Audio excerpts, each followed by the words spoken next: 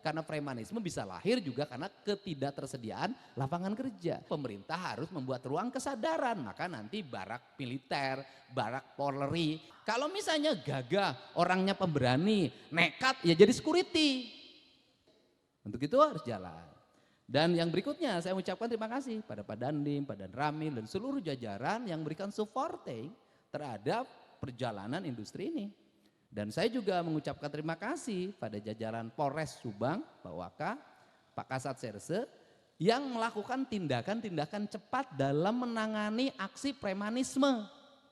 Kalau di tempat lain hanya ditahan kemudian pulang lagi, di sini P21. Artinya bukti premanismenya bisa diuji di pengadilan. Tepuk tangan dong, ini keren. Kenapa? Saya udah ngomong tadi ke teman-teman Kemenko Polkam. Saya bilang kalau tidak berproses P21 maka dilepas lagi, berarti premanisme bukan pidana. Ini catatan penting. Loh, kalau bukan pidana ngapain ditangkap? Ditangkap ini berarti ada unsur pidana. Nah, tetapi pemerintah harus memikirkan. Memikirkannya apa? Mereka yang tidak terbukti pidana tapi ikut-ikutan bergelombol dengan mereka menjadi preman, berarti pemerintah harus membuat ruang kesadaran. Maka nanti barak militer, barak Polri itu adalah barak untuk merubah pikiran manusia jadi dari buruk jadi baik. Dan kita juga harus mendorong dia untuk bekerja dan menyiapkan lapangan kerja. Karena premanisme bisa lahir juga karena ketidaktersediaan lapangan kerja. Sehingga nanti mereka cocoknya lapangan kerjanya apa?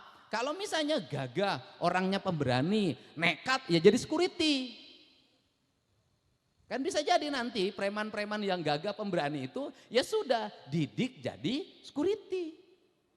Jadi tenaga pengaman resmi, dilatih oleh negara, dididik. Nanti bisa jadi kalau sekarang banyak anak-anak sekolah lulusan barak TNI, kemudian di sekolahnya sekarang jadi duta kedisiplinan, kemudian jadi duta paskibra, ya nanti preman-preman direkrut, kemudian dididik, mereka menjadi duta keamanan negara, tetapi bukan orang nggak berguna jadi duta, tapi yang disebut duta itu adalah mereka bisa dididik, dilatih, diarahkan dan memiliki profesionalisme sebagai seorang security. Kan keren. Nah, ini kan penting. Nah, kemudian termasuk juga di dalamnya keamanan perbankan. Kan saya otokritik ke Pak Dirut. Jadi Kasat Serse ini ke saya menyampaikan bahwa dia sudah meminta untuk menyerahkan barang bukti ini ke kepala cabang. Tapi kepala cabangnya menjawabnya harus ke legal, harus ke sini, kebetulan ngeluhnya ke saya. Karena ngeluhnya ke saya ya sudah serahin aja sekalian. Nah, maksudnya saya bahwa dalam dunia manajemen kepala cabang yang seperti ini nggak boleh dipakai. Kenapa? Nggak punya inisiatif, nggak berani ngambil resiko. Karena pemimpin itu kalau ingin besar dia harus ngambil resiko. Sehingga saya jujur aja hari ini nggak boleh ketemu saya, nggak boleh datang. Saya bilang kenapa? Jangan datang ketika masalahnya sudah selesai. Tinggal ada panggungnya, tampil paling duluan. Tapi ketika ada masalah sembunyi, saya nggak suka orang seperti itu. Nah, jadi orang tuh harus berani ngambil resiko. Terakhir, ini jajaran P dan Dinas Perhubungan.